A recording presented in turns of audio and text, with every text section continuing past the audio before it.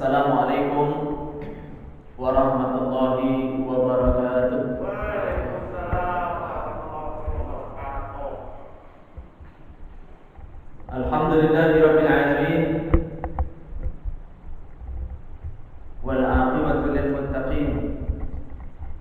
Salatan wa salaman ala nabiyyina wa habibina wa syafi'ina Muhammad sallallahu alaihi wasallam. Subhanaka la ilma lana illa ma 'allamtana innaka antal alimul hakim. Puja dan puji senantiasa kita persembahkan untuk Allah, Rabb semesta alam yang menciptakan kita, yang menjaga kita, yang akan mematikan kita. Semoga kita istiqomah bersyukur hingga akhir hayat kita. Salawat dan salam kita sampaikan kepada baginda Nabi Muhammad sallallahu alaihi wasallam, teladan dan idola bagi kita dalam hidup ini.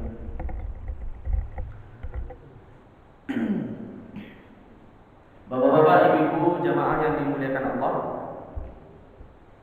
pagi ini insyaallah kita akan membahas tentang alumni Ramadan.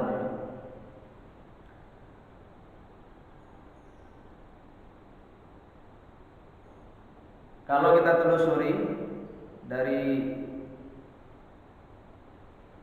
kamus berbahasa Arab, kita menemukan bahwa Syawal itu selain berarti syahrun, ya Pak, bulan, juga bermakna peningkatan. Jadi kata Syawal itu secara etimologi berarti meningkat atau peningkatan. Apanya yang meningkat? Nah, kalau dihubungkan dengan bulan, Ramadan itu kan panas ya Pak. Syawal itu ya panasnya jadi meningkat. Tapi kalau kita hubungkan dengan spiritual Islam, yang meningkat itu paling tidak ada 3 Pak.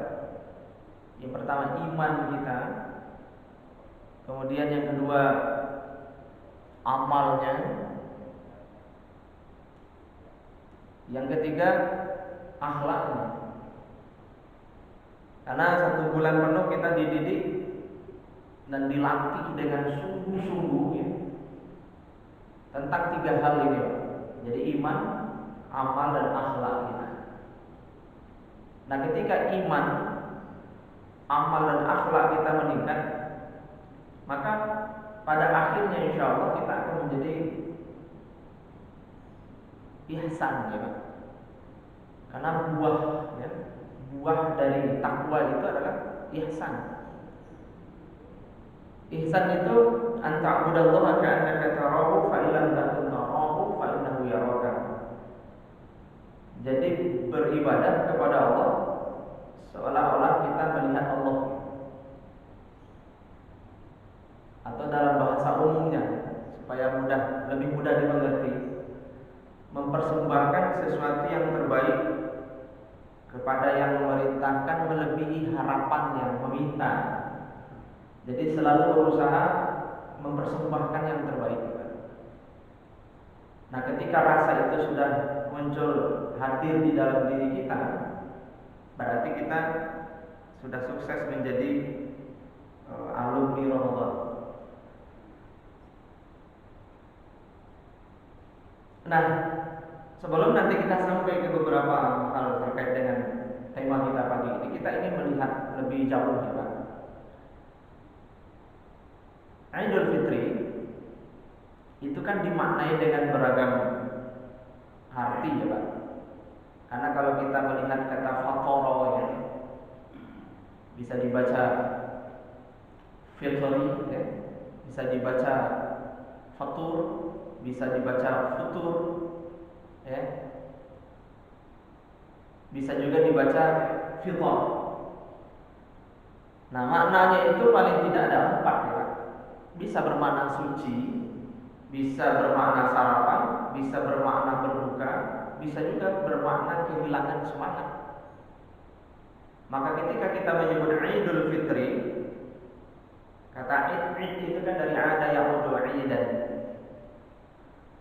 Nah, ada yang memaknai id itu artinya kembali ya Pak. Nah, selain bermakna hari raya, id itu artinya adalah kembali. Maka bisa bermakna kembali suci, kembali sarapan, kembali berbuka, kembali kehilangan semangat. Nah, kita termasuk kategori yang mana gitu ya? Pertama, kembali suci. Kenapa kalau dimaknai kembali suci? Karena puasa Ramadan yang kita jalankan 1 bulan penuh itu menjadi media ya, pembersihan lahir dan batin kita. Jadi lahirnya bersih, batinnya juga bersih. Kemudian hablum minallahnya jadi bagus, hablum minannasnya juga bagus. Pokoknya diri ini jadi baik gitu ya Pak. Diri ini jadi baik. Nah, Nabi Shallallahu Alaihi Wasallam di dalam hadis Imam Bukhari dan Muslim menyampaikan, "Man shoma Ramadhana imanan wa ihtisaban, ghufira lahu ma taqaddama min dzambi." Ini dalil yang paling populer ya Pak.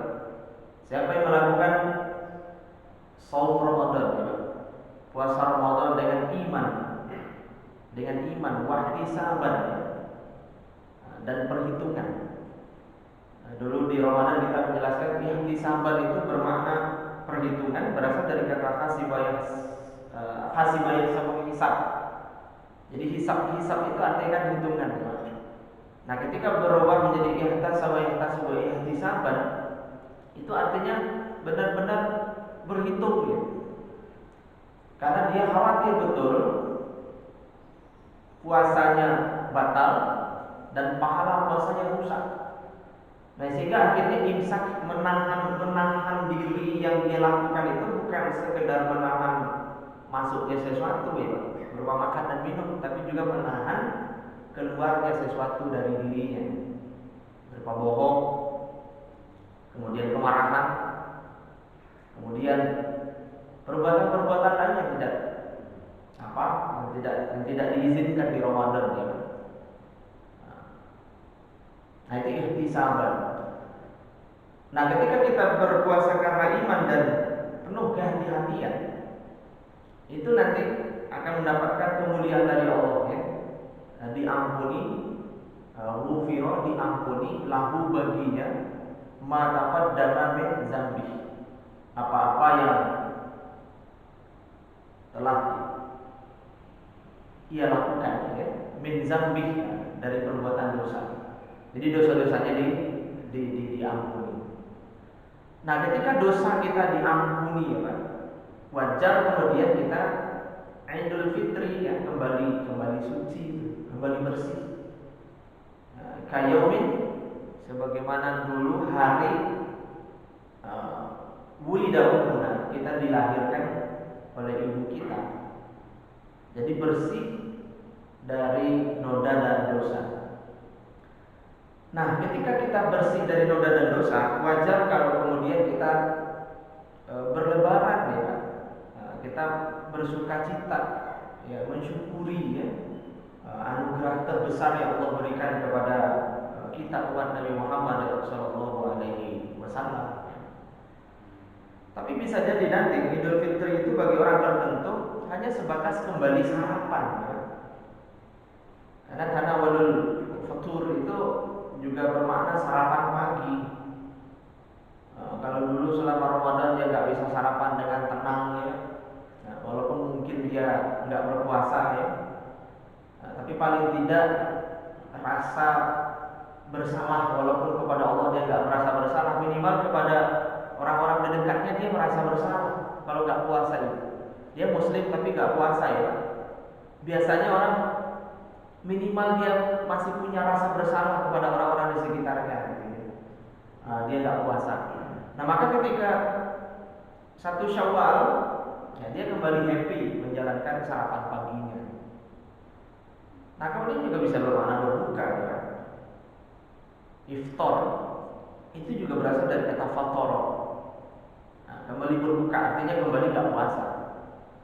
Nah, yang agak lebih berbahaya itu adalah yang terakhir ini ya Pak, futur. Futur itu orang-orang futur itu adalah orang-orang yang kehilangan semangat. Orang-orang yang kehilangan semangat. Dan bisa jadi banyak terjadi juga di kalangan kita ya. Di bulan Ramadan itu segala jenis ketaatan ingin dilakukan. Bahkan orang membuat membuat daftar amalan ya Pak. Jadi amalul yaumiyah, jadi daftar amalan harian yang akan dia lakukan selama Ramadan gitu. Nah, mulai dari sholat berjamaah, sedekahnya, baca Qur'annya, dan biasanya targetnya kan target maksimal gitu. Nah, ketika masuk bulan Syawal, target-target maksimal itu kembali hilang. Bahkan sebagian kita tidak punya target lagi gitu. Nah, kita tentu ingin Idul Fitri bagi kita adalah ya kembali suci, kembali bersih kita dari noda dan dosa. Lalu kemudian kita di satu Syawal itu ya memulai hidup baru ya, sebagai orang yang mendapatkan anugerah dari Allah Subhanahu wa taala. Nah, di 11 bulan berikutnya ya kita berikhtiar sungguh-sungguh ya, semaksimal mungkin ya, agar selalu ihsan ya, agar selalu mempersembahkan yang terbaik untuk Allah Subhanahu wa taala, termasuk untuk sesama ya. Karena kesalehan itu kan baik kepada Allah juga baik kepada sesama. Jadi bukan hanya hablum minallahnya harus oke, tapi hablum minan nasi juga harus bagus. Saya kemarin baca quote yang disampaikan oleh Habib Lutfi. Menurut saya quote ini menarik. Kata beliau, saleh itu bukan sekedar bagusnya ibadah individual seseorang kepada Allah, tetapi saleh itu baiknya diri seseorang. Nah, kalau kita bicara diri itu kan dari ujung rambut sampai ujung kaki ya. Di situ ada mata, di situ ada telinga, ada lisan ya, ada tangan kita, kemudian ada perut, ada kaki. Nah, saleh itu manakala semua yang ada pada diri kita itu baik kepada Allah ya, juga baik kepada sesama. Nah, maka ketika ada orang yang dianggap saleh Pak, ibadahnya bagus sih Pak, sholatnya panjang, khusyuk ya, ketika dia sholat pakaiannya benar-benar mencerminkan kalau dia itu adalah orang yang khusyuk ya. Dia benar-benar mempersiapkan lahir batinnya untuk melakukan sholat. Tapi manakala lisannya tidak saleh ya, nah, tapi barangkali salah ya, lisannya tidak saleh, lisannya tidak baik.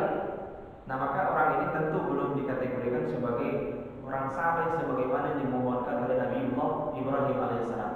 Rabbi habli minas sholihin. Ya Allah, anugerahkan kepadaku anak-anak yang saleh gitu. Nah, maka bapak-bapak, ibu-ibu, kita tentu bisa mengontrol diri ini ya. Apakah kita sudah menjadi pribadi-pribadi yang saleh atau belum? Nah, standarnya itu adalah standar baiknya itu sama ya ketika kita sendiri dan ketika bersama orang lain. Ketika bersama orang lain kita sholat misalnya Pak, kita berusaha tampil maksimal ya Pak. Tampil maksimal artinya kita pakai baju yang bagus, kemudian berikutnya kita pakai parfum ya supaya orang di samping kiri kanan kita nggak terganggu. Nah, semangat ini juga harus kita rawat ketika kita sendiri. Ketika kita sholat sendiri nggak ada yang melihat ya Pak. Barangkali istri dan anak kita juga tidak melihat kita. Kita harus berusaha juga untuk menampilkan sholat yang terbaik. Bahkan kalau kita hubungkan dengan qaul Al-Imam Ibnu Katsir dalam tafsir Al-Qur'anul Azim itu ya, bahwa sholat khusyuk itu adalah mutmainnah ya, atau itmainan ya. Sholat yang tenang ya. Apanya yang tenang? Kolbunya tenang, kemudian lisannya tenang ya. Kemudian anggota badannya tenang. Jadi ada keseimbangan di situ. Jadi orang khusyuk itu adalah orang yang tenang, orang yang enggak ajilan, orang yang tidak tergesa-gesa, terburu-buru gitu. Nah, kadang ketika sendiri kan, coba nanti Bapak Ibu perhatiin anaknya sholat gitu. Kan beda orang yang khusyuk sama yang kusut gitu ya Pak. Kalau orang kusut itu gimana supaya cepat selesai gitu. Lisannya kusut, kemudian anggota badannya kusut, tampilannya juga kusut ya. Nah, yang lebih bahaya adalah kolbunya juga kusut. Kalau boleh nggak sholat dia nggak sholat gitu Pak. Anak-anak kan suka begitu ya Pak. Kalau boleh diizinkan nggak sholat, nah dia lebih memilih untuk tidak sholat. Itu kusut.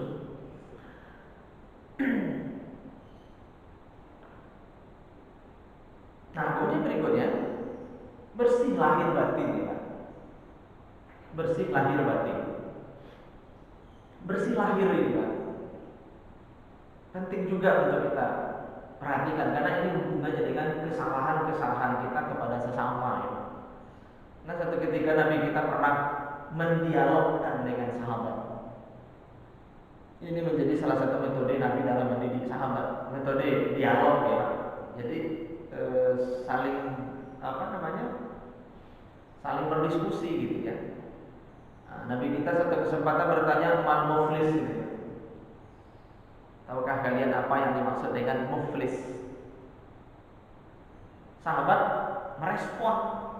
Jadi ternyata sahabat itu ketika Nabi menyampaikan taklim, lalu Nabi bertanya, mereka merespon ya Pak. Qalu berarti yang merespon ini banyak. Ketika Nabi ngomong, yang meresponnya banyak, jadi bukan hanya satu dua orang ya Pak. Karena lafaz yang dipakai itu adalah qalu. Mereka merespon. Al-muflisu fina man la dirham lahu wa la mata'. Orang bangkrut adalah orang yang tidak punya duit ya Pak, dirham. Bahasanya di sini dirham. Wa la mata' dan tidak pula punya properti. Jadi enggak punya rumah, enggak punya kendaraan. Ya. Kemudian tidak punya perhiasan sebagaimana yang dimiliki oleh orang-orang kebanyakan gitu ya. Jadi nggak punya duit, nah juga nggak punya properti, habis semua ya. Nah, pokoknya lalu Nabi kemudian menjelaskan lebih lanjut, innal muflisa min ummati, sesungguhnya orang bangkrut dari umatku itu adalah ya'ti yaumal qiyamati bi sholatin wa siyamin. Orang yang datang nanti pada hari kiamat membawa pahala sholat, pahala puasa, wa zakatin, pahala zakat. Jadi 3 ibadah utama ini mewakili ibadah sholat itu mewakili ibadah individual ya Pak. Siyam itu individual juga. Zakatin itu ibadah maliyah, ibadah yang berhubungan dengan harta. Nah, berarti orang ini sholatnya bagus gitu ya. Sholat kan masih terlihat oleh orang lain. Siamnya juga bagus. Ibadah ini tidak terlihat oleh orang lain. Nah, zakatin ini juga terlihat oleh orang lain. Tetapi kata Nabi SAW, orang ini juga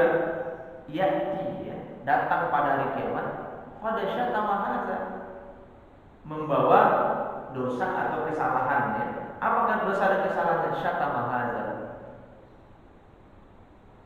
Syatam itu apa Pak? Menyakiti, menghina, membuli, kemudian mengatakan kata-kata yang tidak seharusnya dilabelkan kepada seseorang ya. Pokoknya lisan ini sering dipakai untuk mengucapkan hal-hal buruk. Jadi ketika tidak senang langsung ngomong ya Pak. Dan ngomongnya itu adalah omongan-omongan yang mengandung dosa dan maksiat. Nah, kadang kita kan susah sekali kontrol lisannya. Karena itu Nabi SAW sampai mengatakan mayyadman nali ma baina lihyaihi wa ma baina fakhidhaihi adman lahul jannah. Siapa yang bisa menjamin untukku gitu, apa yang ada di antara dua jenggot, yang maksudnya adalah kumis dan janggut ini ya Pak, maksudnya adalah lidah, dan apa yang ada di antara dua paha, yang maksudnya adalah kemaluan, aku yakin baginya surga. Karena lisan kita ini gampang sekali memperkatakan hal-hal yang tidak seharusnya diperkatakan. Nah, kalau orang-orang yang imannya sudah mantap itu kan dia lebih banyak berzikir, Pak.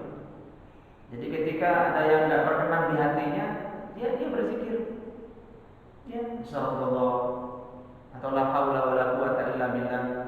Tapi kalau iman kita masih setengah-setengah ya Pak, kadang masih cenderung Pak, lepas kontrol ya ketika tersinggung.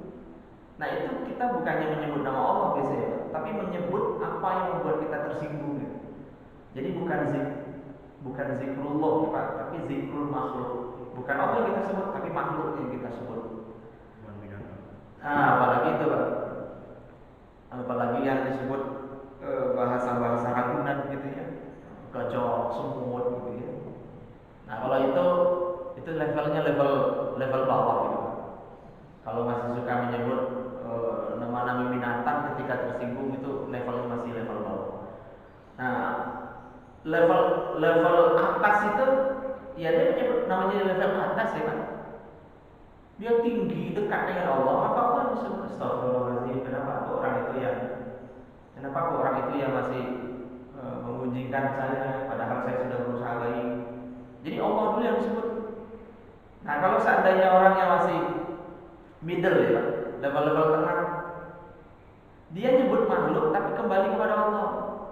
Jadi orang dulu yang disebut dasar orang rajin sholat, kemudian rajin taklim, tapi kok masih juga nyakitin orang. Astagfirullahaladzim. Nah, jadi yang disebut pertama itu adalah makhluk ya. Nah, baru kemudian dia menyebut Allah gitu. Nah, yang level bawah itu Pak, nah ini udah kotor aja deh. Kotor dan kotoran aja. Dia cenderung tidak menghubungkan dia sama sekali dengan Allah, bahkan seolah-olah kebaikan orang itu nggak ada di mata dia. Nah, ini yang paling bahaya tentunya. Jadi yang disebut pada diri orang itu adalah buru-burunya dia Pak. Kalau di sini masih menyebut makhluk, tapi masih dihubungkan dengan Allah, nah level atas itu adalah yang baik Pak. Jadi astagfirullahaladzim, yang mungkin bapak itu lagi ada masalah. Saya nggak yakin deh aslinya dia begitu, dia baik kok. Tapi mungkin kan ada lagi ada masalah sama istrinya, ke bawah-bawah ada tuh masalahnya ke sini gitu ya. Nah, kita maklumin aja lah, mudah-mudahan besok dia berubah. Jadi selalu ada sisi baik di situ Pak. Nah, kita sebenarnya kan sedang melatih diri kita untuk ihsan itu kan Pak. Pokoknya berusaha untuk jadi orang baik. Nah, saum itu kan imsak ya Pak, berlatih menahan diri. Karena di Ramadan kita kan nggak boleh gunjingin orang, nggak boleh Pak. Ketika ada keinginan untuk gunjing, astagfirullahaladzim gitu. Maaf ya Allah lagi puasa ya. Jadi self controlnya itu jadi kuat, remnya jadi pakem gitu. Nah, kita melihat sesuatu yang terlarang, astagfirullahaladzim lagi puasa. Jadi puasa itu benar-benar jadi rem dia gitu. Berarti kan target utamanya semua yang kita lakukan dalam hidup ini kalau bisa kan yang baik-baik gitu. Nah, ketika kita keliru, kembali lagi ke Allah, astagfirullahaladzim. Jadi ujung-ujungnya memang dikit-dikit Allah, dikit-dikit Allah, dikit-dikit Allah. Ya mungkin sebagian orang akan mengatakan, lebay banget sih, dikit-dikit bawa Allah. Ya mungkin ada orang yang akan berkomentar seperti itu ya Pak. Tapi orang yang beriman itu, ya, saya sering menyampaikan bahwa setiap sel di tubuh kita itu kalau bisa khauf dan roja, takut dan berharap kepada Allah gitu. Karena kita tidak tahu kan kapan kematian kita ya. Iya, kalau seandainya di saat kita sadar ya Pak.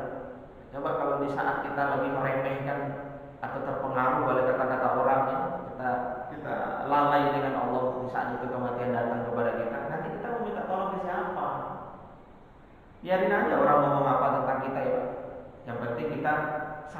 gitu Pak.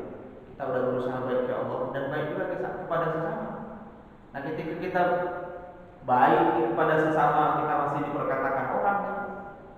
Ya, jangankan kita, kalau kata Muhammad Al-Ghazali itu, jangankan kita ya, manusia biasa yang tidak memberi orang makan, tidak memberi orang duit, Allah saja mereka tuduh punya anak, mereka tuduh tidak adil. Bahkan yang lebih kejam lagi, mereka menuduh Allah itu gak ada. Nah di bawah itu siapa? Kekasihnya Nabi Muhammad SAW. Mereka tuduh gila, mereka tuduh tukang sihir, mereka tuduh pemecah belah persatuan, mereka tuduh menghina nenek moyang mereka, merusak tradisi yang mereka warisi secara turun-temurun. Macam-macam tuduhan yang disampaikan kepada Allah dan kepada Rasulullah, apalagi kita ya, yang nggak ada apa-apanya. Wajar saja kalau kemudian kita diperkatakan orang. Ini kadang ada orang Pak, dia dengar dia digunjingin orang, langsung lemes dia, langsung mencak-mencak dia, langsung maki-maki, langsung marah-marah gitu. Nah kalau kita masih seperti itu, berarti makom kita, ya makomnya masih di bawah.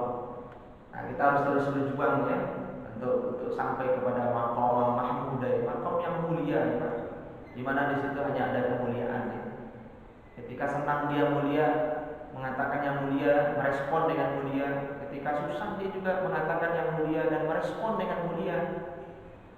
Nah orang-orang yang seperti ini, dalam kondisi apapun mau datang kepadanya, insya Allah dia akan mulia ya. Nah lalu kemudian waqazafa hadza, qazaf itu menuduh ya. Jadi gampang sekali nuduh orang. Jadi hati-hati betul nih kita Pak. Rem tulisannya, coba direm tulisannya, gampang nuduh orang gitu. Nah, apalagi sekarang nih Pak, konflik Israel Palestina. Orang-orang yang tidak bisa ngerem diri itu, komentar ya Allah, komentar. Coba baca deh di media-media sosial, komentar juga. Kayak nggak ada rem Pak. Ya.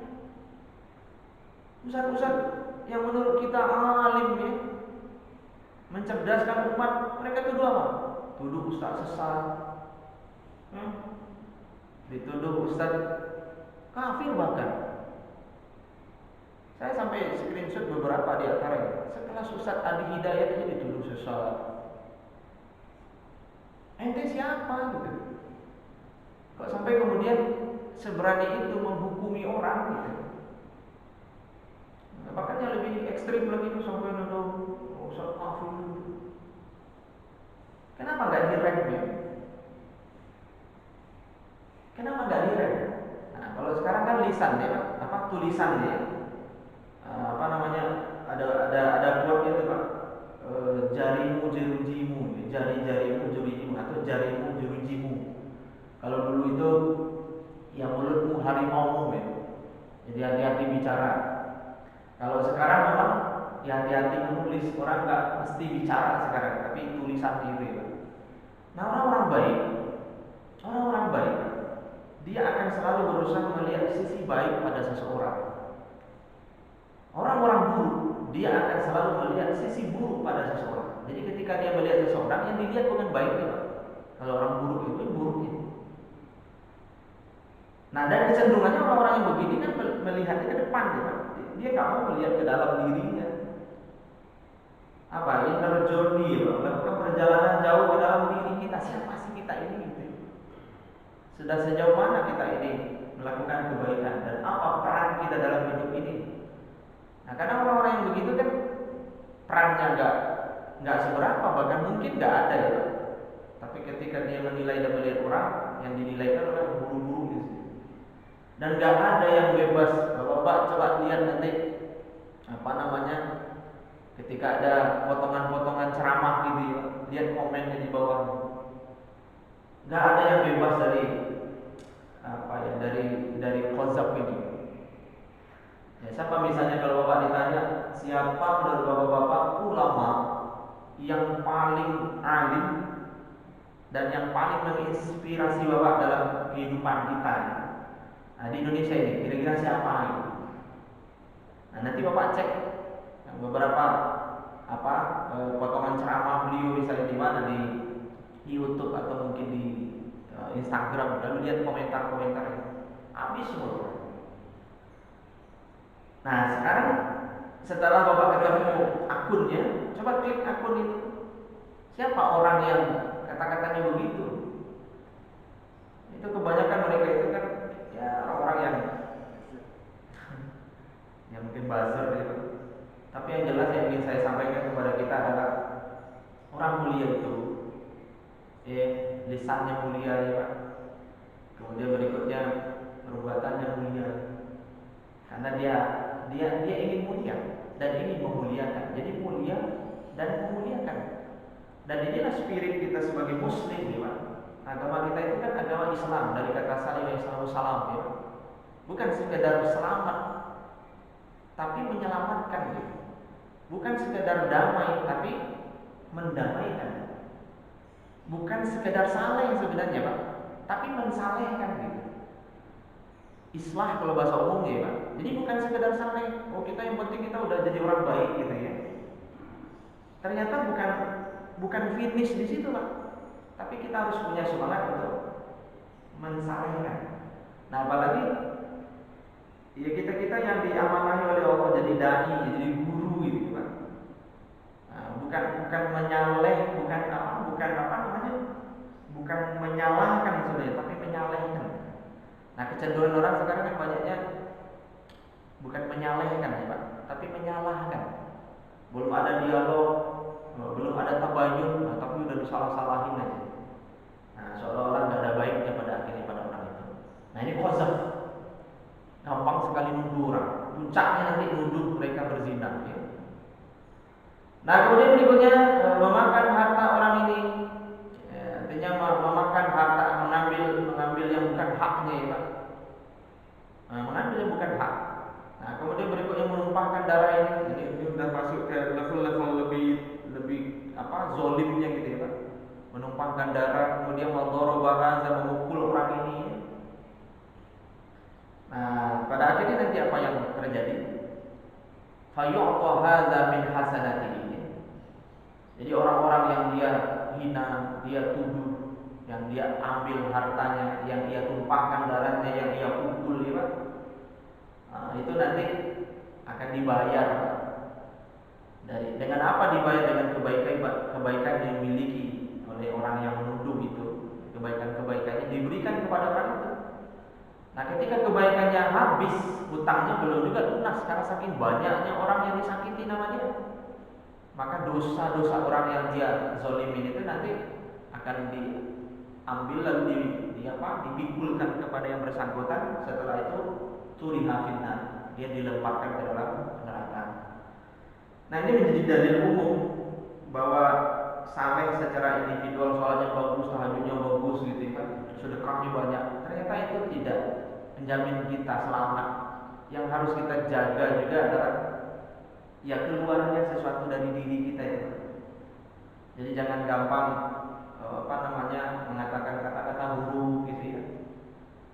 Karena bisa jadi nanti pahala sholat bahasa di sini Pak, pahala puasa kita, pahala zakat kita habis semuanya untuk bayar hutang. Makanya orang yang beriman itu apa Pak? Maka yu'minu billahi wal yawmil akhir falyaqul khairan aw liyasmut. Jadi siapa yang mengaku beriman kepada Allah dan hari akhir, kepada Allah dan hari akhir, maka hendaklah mengatakan kata-kata yang baik atau diam. Makanya diam itu emas. Ya. Diam itu emas. Diam itu akan menyelamatkan kita ya. Menyelamatkan dunia kita dan menyelamatkan akhirat kita. Walau kemudian bicara baik itu adalah berlian. Bicara baik itu berlian. Maksudnya apa? Ya daripada kita ngomongin orang, mendingan kita zikir ya Pak. Kita baca astagfirullah, dan seterusnya. Saya kemarin habis lebaran di WA oleh seorang jemaah pengajian kita ya. Saya malah iri sama beliau. Pak Artono, alhamdulillah saya sekarang punya target sehari itu salawat Nabi 5.000 kali. Bagus Pak. Saya hanya bertanya kenapa kok 5.000? Ternyata dia punya alasan lagi. Karena kata dia, alhamdulillah Pak, saya kalau zikir itu saya hampir pasti menangis. Jadi kalau menyebut asma Allah itu nangis. Nah kalau udah sampai ke makom itu Pak, coba nyebut nama Allah ya Pak, Astagfirullahaladzim, terus netes saya matanya, berarti udah dapat zauk, udah dapat rasa ya Pak. Jadi ketika menyebut nama Allah nangis gitu. Nah sekarang yang ia dawamkan itu adalah sholawat dengan jumlah yang menurut saya sangat banyak. Coba Bapak nanti sekali-sekali duduk manis kapan saja. Dari habis subuh sampai syuruk bisa gitu ya. Nah, bacalah misalnya sholawat 5.000 kali, berapa waktu yang dibutuhkan? Kita butuh waktu yang lama, ya. Paling 1 jam itu kalau kita baca la ilaha illallah, ya kuatnya paling 2.000 kali. Nah kalau 5.000 jelas waktu yang dibutuhkan sama. Tapi karena udah dapat rasa nikmatnya berzikir tadi itu Pak, ya akhirnya zikir itu menjadi sebuah hiburan bagi dia. Ini Bapak-bapak, kalau kita lihat kebiasaan dalam kehidupan sehari-hari lah, apa yang paling membuat Bapak itu bahagia, yang paling membuat Bapak itu senang, happy? Pasti ada kan Pak? Nah orang-orang yang sudah mendawamkan zikir itu Pak, yang paling membuat mereka nyaman itu adalah tenang, bahagia, happy itu adalah ketika udah berdua-duaan dengan Allah, zikir itu. Nah artinya ada lagi yang saya tanya, apa yang paling bikin senang? Ada teman yang jawab, dia paling bikin senang itu diantaranya adalah baca buku Pak. Jadi baca buku, jadi kalau dia sudah duduk baca buku itu udah lupa waktu gitu. Nah ini hob namanya Pak. Hob itu kan kecintaan ya, bahasa kita hobi Pak. Nah kalau bisa mau hobi kita yang baik-baik Pak. Nah karena kita kepengen nanti ya berakhir dengan kebaikan, maka kita pelan-pelan dikit demi sedikit kita latih ya, agar kita menjadi senang melakukan yang baik-baik. Nah selanjutnya Bapak, ucapan di hari ini ya. Saya menemukan di kitab Fathul Bari ya, juz 3 halaman 372 ya. Karena ashabu Rasulullah sallallahu alaihi wasallam, sahabat-sahabat Nabi ya, izal taqaw yaumal id, ketika mereka bertemu pada hari Id, yang puluh mereka mengatakan ba'du li ba'din, ya, sebagian kepada sebagian yang lainnya, taqabbalallahu minna wa minkum. Taqabbalallah, semoga Allah menerima ya. Apa yang diterima di situ? Kulla a'malis sholihat, ya, semua amalan-amalan saleh yang dilakukan di bulan Ramadan kemarin Pak. Minna dari kami, wa minka dan dari kalian. Nah ini yang alhamdulillah sekarang sudah familiar ya Pak. Kalau dulu kan populer itu minal a'idin wal faizin, Pak. Mohon maaf lahir dan batin. Tapi sekarang dengan semakin gampang kita mengakses ilmu ya Pak, mulai populer taqabbalallahu minna wa minkum. Nah kemudian berikutnya ada juga yang mengucapkan, tapi ini ucapan yang hanya mengandung doa, yang ada sumbernya tadi itu ya Pak, taqabbalallahu minna wa minkum. Nah tapi bukan berarti ucapan-ucapan lain juga terlarang ya Pak. Misalnya taqabbalallahu minna wa minkum ya, siyamana wa siyamakum taqabbal ya karim minal a'idin wal faizin wa antum kullu amin bi khairin. Taqabbalallahu minna wa minkum, semoga Allah menerima semua amal kami dan amalmu ya. Puasa kami dan puasa kalian. Taqabbal ya karim, terimalah wahai Zat yang maha mulia. Minal a'idin wal faizin. Nah, ini penting Pak. Karena ada yang memahami minal a'idin wal faizin itu artinya mohon maaf lahir batin. Nah, itu bukan bukan arti sebenarnya, tapi itu syair lagu ya. Minal aidin itu, min itu dari, aid itu artinya orang yang kembali suci tadi ya.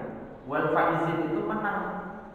Jadi minal aidin wal faizin, semoga Allah menjadikan kita termasuk orang-orang yang kembali suci dan meraih kemenangan. Nah, jadi itu makna minal aidin wal faizin ya. Kita mohon sama Allah ya agar kita kembali suci. Jadi benar-benar kembali fitrah, wal faizin memperoleh kemenangan. Maksudnya memperoleh kemenangan ya kita ingin ya di 11 bulan berikutnya kita terus mampu ya Pak mengalahkan dorongan-dorongan syahwat, dorongan-dorongan nafsu itu. Nah, kalau di bulan Ramadan misalnya ada dorongan, lalu kita rem nih Pak, enggak lagi puasa gitu ya. Nah, kita mohon juga sama Allah agar di luar Ramadan nanti kita juga menang, kita bisa mengalahkan godaan-godaan setan itu. Nah, tadi ngomongin orang, astagfirullah lagi puasa. Nah, kalau bisa nanti di 11 bulan berikutnya juga begitu semangatnya, mau ngomongin orang. Bukan lagi puasanya Pak, nggak mau ngomongin orang. Astagfirullahaladzim Pak. Nah itu menang Pak. Nah kita mohon agar kita selalu menjadi pemenang. Nah kemudian berikutnya wa antum kullu amin bi khair.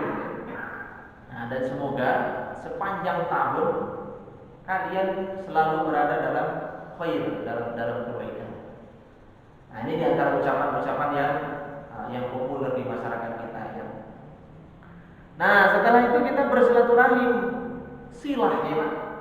Silah itu artinya jalinan Pak. Makanya di Indonesia lambang itu kan ketupat ya Pak. Jadi jalinan.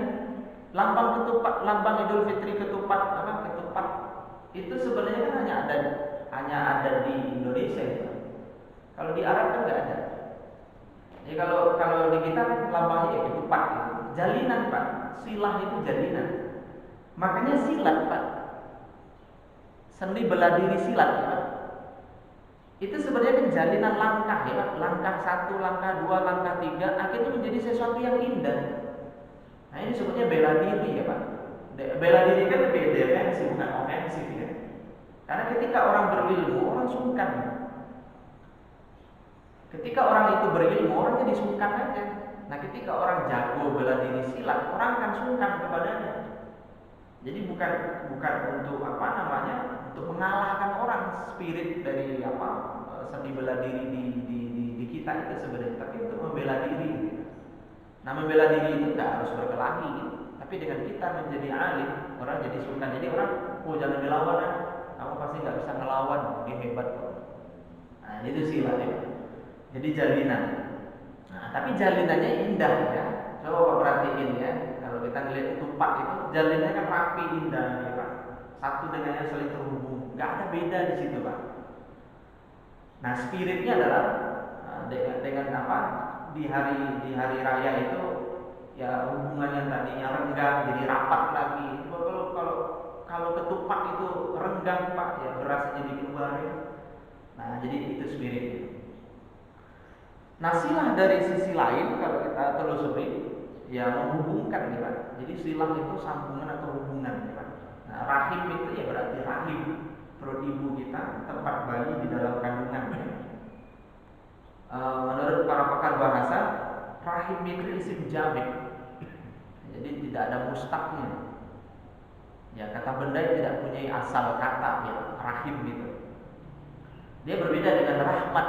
Nah kalau rahmat kan dari kata rahimah, ya rahmahu rahmah, ya Pak. Nah kalau rahim itu beda. Nah lalu yang benar silaturahmi apa silaturahim ya? Kalau berdasarkan hadis yang benar adalah rahim, ya Pak. Karena di hadisnya juga ada siapa yang ingin umur ini dipanjangkan, rezeki yang dibanyakan, fal yasil rohimahu ya. Jadi fal yasil rohimahu, maka hendaklah dia menghubungkan kasih sayang ya, di antara mereka. Nah saya menemukan juga di penjelasannya disampaikan oleh Al-Imam Ibnu Hajar Al-Asqalani di Fathul Bari juz 10 halaman 508 kata beliau ketika mensyarah ya bab fadli silaturahim, bab tentang keistimewaan silaturahim ya. Nah, beliau menyampaikan bi fathir ra, berarti ra ya. Kemudian wa kasril ha, mengkasrohkan ha, berarti rohi ya. Nah, berarti yang tepat menurut beliau adalah rohim ya. Jadi silaturahim, jadi bukan silaturahmi ya. Nah, ada yang menjelaskan rahmi itu katanya penyakit yang ada di rahim. Jadi ketika disebut silaturahmi dari sisi bahasa ya Pak, walaupun niatnya tentu hubungan kasih sayang ya Pak. Jadi dari sisi bahasanya menghubungkan sakit yang ada di rahim jadi. Tapi yang tepat itu adalah silaturahim ya. Nah, bukan juga silaturahim Pak. Nanti ada juga tulisan kita temukan misalnya silaturahim. Guru saya dulu bilang Pak, yang benar itu silaturahim apa silaturahim gitu. Beliau dengan santainya jawab bahasa Arab atau bahasa Arab gitu. Bahasa Arab atau bahasa Arab. Tentu yang benar adalah bahasa Arab. Jadi bukan silaturahim tapi silaturahim. Jadi silaturahim gitu kan. Silaturahim. Jadi bukan silaturahim.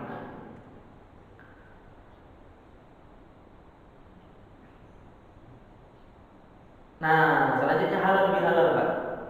Nah, ini halal bihalal berdasarkan kajian yang dilakukan oleh Pak Quraisy itu khas Melayu katanya. Jadi Indonesia, Brunei, kemudian Malaysia gitu. Halal bihalal bahasanya diambil dari bahasa Arab, tapi istilah ini tidak ada di hadis, tidak ada di Quran, bahkan tidak ada di dalam istilah orang Arab ya Pak. Istilah halal bihalal itu. Pertama kita lihat halalnya. Halal itu adalah masdar atau noun dari kata halal yahillu hillan halal. Maknanya itu halal, boleh, merelakan, meridoi ya, kemudian mengurai, melepaskan. Nah, Bapak-bapak ketika haji umrah lalu belanja di dekat Masjidil Haram atau Masjid Nabawi, kan bahasanya kan nggak banyak Pak. Nah, dibilang sama dia misalnya 5 riyal, 5 riyal. Terus kita bilang 3 ya. Terus dia bilang apa? Halal. Halal berarti di situ apa? Nah, boleh. Atau bisa juga mana? Oh, saya ridho gitu. Saya rela, silakan. Nabi itu artinya dengan, itu huruf jar ya Pak. Billah itu dengan Allah. Halal ya sama dengan yang pertama. Halal atau boleh atau ridho. Nah, lalu maknanya jadi apa? Nah, saya temukan di bukunya Pak Quraisy upaya untuk menjadikan halal hal-hal haram yang pernah diperbuat sebelumnya. Apabila sebelum Idul Fitri menyakiti tetangga, mencaci, menggunjing, iri, dengki, buruk sangka, maka sejak Idul Fitri diubah menjadi perbuatan yang dihalalkan dalam Islam seperti menyayangi tetangga, berbaik sangka, saling menolong, saling menutupi aib sesama. Nah, itu makna satu. Makna dua, menghalalkan kesalahan orang ya kepada kita dengan sehalal-halalnya gitu. Artinya merelakan kesalahan orang kepada kita dengan serela-relanya. Jadi nggak ada lagi yang tersisa. Intinya maaf lah Pak ya, maaf-maafan gitu ya. Jadi kita maafkan kesalahan orang kepada kita dengan semaaf-maaf, jadi nggak ada lagi yang tersisa. Kan kadang ada orang begini Pak, dia sudah memaafkan, tapi mukanya masih cemberut gitu ya. Dia maafin Pak, tapi masih cemburu. Kenapa? Dia masih nyimpan rasa ketersinggungan dalam dirinya. Nah, maaf itu kan artinya menghapus Pak. Makanya Allahumma innaka afuwun ya. Karim tuhibbul afwa fa'fu. Ini seolah-olah orang itu kalau bisa nggak ada salahnya lagi gitu. Nah, itu maaf itu seolah-olah kita nggak pernah melakukan kesalahan. Jadi benar-benar dihapus dari catatan lembaran catatan amal kita itu maaf itu. Nah, kita mohon nama Allah di saat menunggu dan beribadah di malam-malam 10 terakhir itu kan itu Allahumma innaka afuwun gitu. Kita berharap sama Allah agar kesalahan-kesalahan kita itu dianggap enggak ada gitu.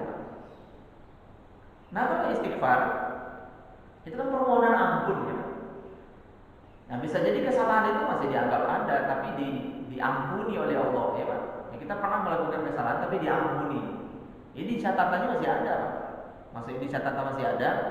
Ya kita itu pernah melakukan ini, tapi sudah diampuni oleh Allah. Tapi kalau maaf itu, afun gitu, seolah-olah kita nggak melakukan kesalahan itu, kita udah nggak tahu gitu, dihapus di catatan, ya, kira-kira begitu. Nah, ketika kita memaafkan orang, kalau bisa sampai ke situ, Pak. Jadi jangan lagi diingat dulu dia pernah gunjingin saya. Nah, kalau masih diingat, itu belum afu. Itu belum maaf yang sesungguhnya. Nah, berikutnya Bapak, kenapa silaturahim itu memanjangkan umur, membanyakan rezekinya? Karena ternyata silaturahim itu akan melahirkan silah-silah yang lain. Ini ilmu saja, wawasan saja. Bapak sebagian sudah pernah mendapatkan info ini. Yang pertama, silatul doa, ya. Jadi ketika kita sudah saling sayang, ya, kemudian kita buktikan dengan kita ngumpul kayak gini, ya Pak, atau mungkin kita berkunjung ke rumah, atau nanti bapak ngadain silaturahim Idul Fitri atau istilah Melayu yang halal bihalal, ya, di tempat tertentu. Pertama akan muncul di situ silatul doa namanya, Pak. Hubungan doa. Jadi kita akan saling mendoakan di situ. Minimal apa, Pak? Assalamualaikum. Jawab waalaikumsalam. Semoga Allah memberikan keselamatan kepadamu, ya Pak. Kemarin, kini dan nanti, sampai nanti kamu masuk surga, gitu, beserta rahmat dan barokah Allah. Nah, kita ingin saudara kita itu dunianya bahagia, akhiratnya bahagia, ya. Kemudian diberkahi semua yang ada pada diri dia. Barokah itu kan manfaat, ya, manfaat untuk kebaikan. Dikasih mata, manfaat untuk kebaikan, ya. Semuanya yang ada pada dirinya, termasuk hartanya, anak-anaknya semua. Nah, itu pertama, Pak, silatul doa. Nah, kalau kita nggak silaturahim, ya kan kita nggak mendapatkan salam, gitu, ya. Nah, kemudian yang kedua, silatul fikri namanya. Silah, ya, hubungan ide, pemikiran, pendapat. Nah, dengan kita ngumpul, kita saling mendoakan, kemudian kita ngobrol, ya Pak. Banyak nanti hal-hal luar biasa yang tercetus di situ, ya Pak. Nah, ide-ide bersama, nah, fikri. Nah, setelah itu apa? Silatul amal, ya, hubungan aktivitas amal, ya Pak. Nah, bapak-bapak mungkin setelah bertukar pikiran, oh iya ya, nah, kita harus bikin ini, nah jadilah Al-Kahfi. Oh, kita harus bikin ini, jadilah lapangan. Oh, kita harus apa lagi nih? Oh, kita harus punya kader. Maka kita harus memberi beasiswa satu orang aja dulu, ya, tapi kita selesai sampai tamat kuliah, gitu, Pak. Nah, itu munculnya kan dari silaturahim, gitu, ya. Dan yang lain-lain. Nah, terakhir itu nanti akan muncul namanya silatul iktisad, ya. Iktisad itu artinya hubungan ekonomi. Nah, karena kita punya ide-ide bersama, ya Pak, lalu kita lakukan. Oh, ternyata nanti di situ ada saudara-saudara kita yang memang beraktivitas atau bekerja di bidang apa? Material misalnya. Nanti yang masuk kan saudara kita itu, ya Pak. Oh, ada yang arsitek, nanti yang ngedesainnya arsitek itu. Nah, akhirnya hidup semua jadinya, Pak.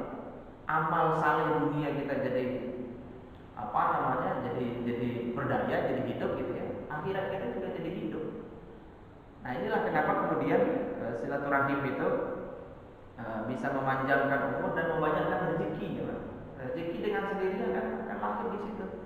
Makanya kalau menurut saya nih, Pak, ya, nggak apa-apa, Pak, asal di luar masjid, ya, bapak-bapak saling menawarkan, ya.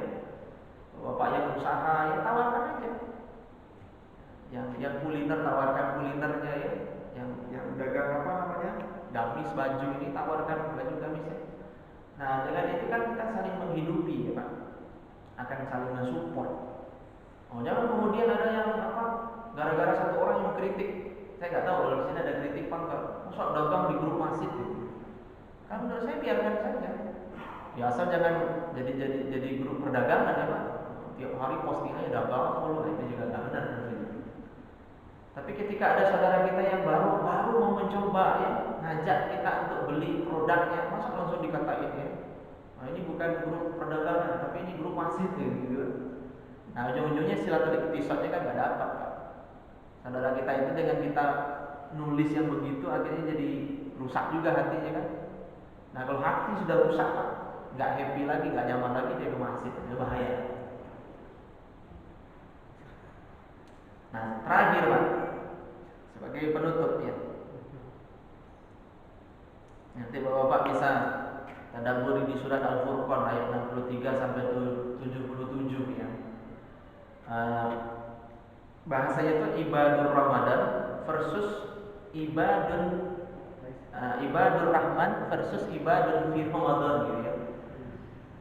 Jadi kita itu kalau bisa menjadi ibadur Rahman, menjadi hamba Allah yang maha pengasih kapanpun dan dimanapun, nggak tergantung bulan gitu ya Pak, nggak tergantung waktu.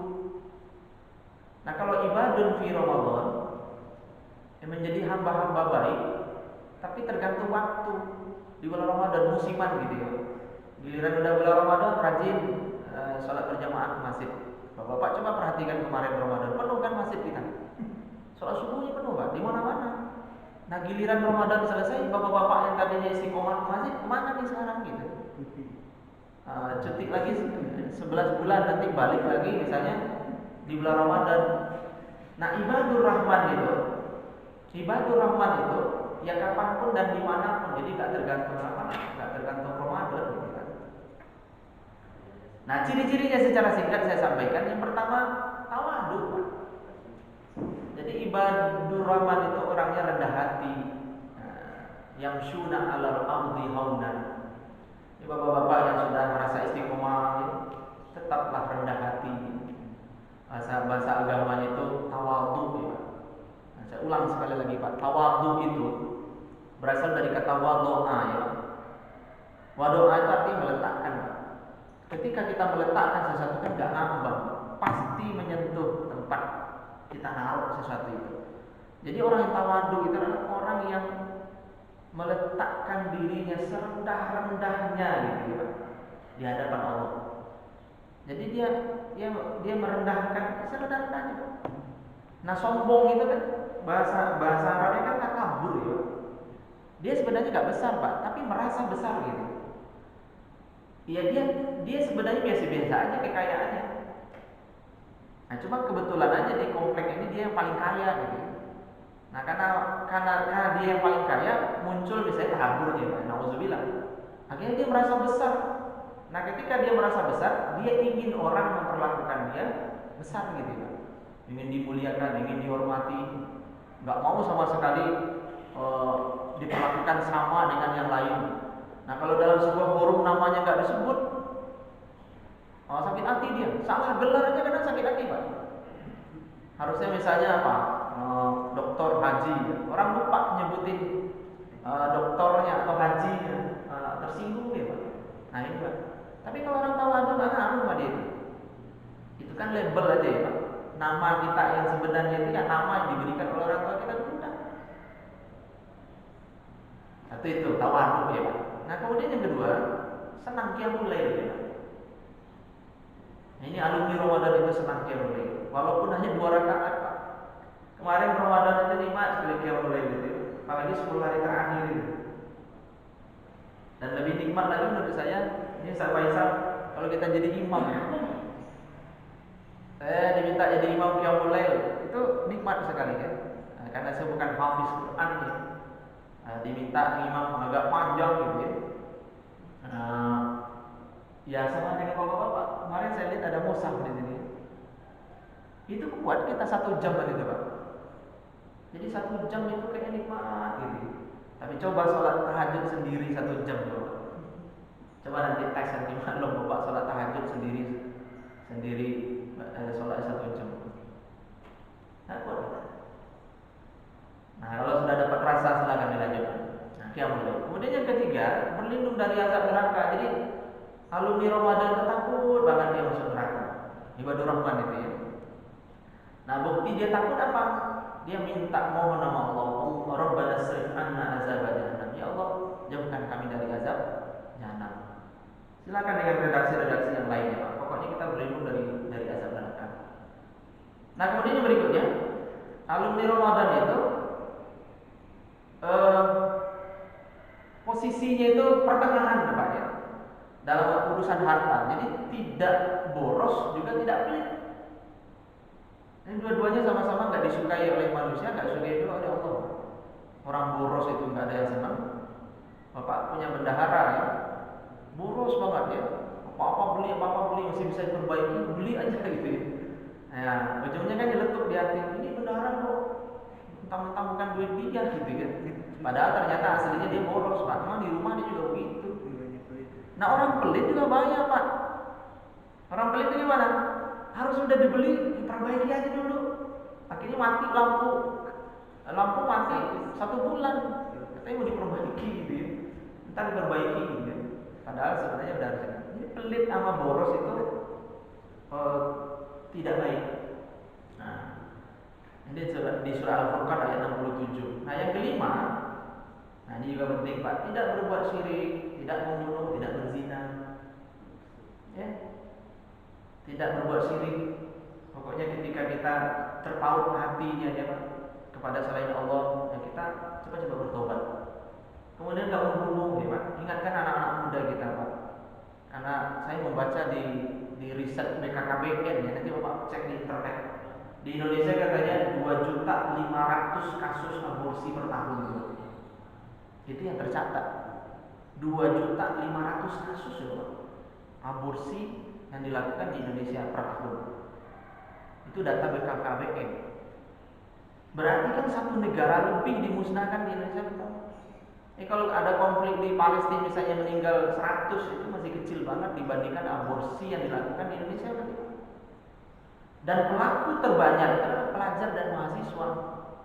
Ini jangan kita terus mengutuk Israel gitu ya, tapi